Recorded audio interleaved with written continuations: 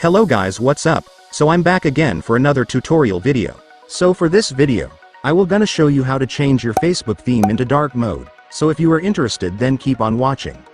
So to change your Facebook theme into dark mode, it's actually pretty easy.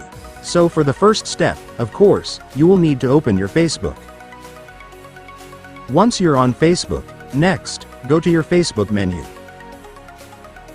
Then after that, go and tap Settings and Privacy. And then go to Settings. And once you're on Settings, scroll down until you see the dark mode option. Once you see it, just go and tap it. And for the last step, just tap this to turn on your Facebook dark mode. And after that, it's done. Congratulations, you have now successfully changed your Facebook theme to dark mode. And so that's just how you do it, guys. Now that you've watched this video, you can now do it yourself. So that concludes our tutorial video for today. I hope it helped you. Thanks for watching. Goodbye.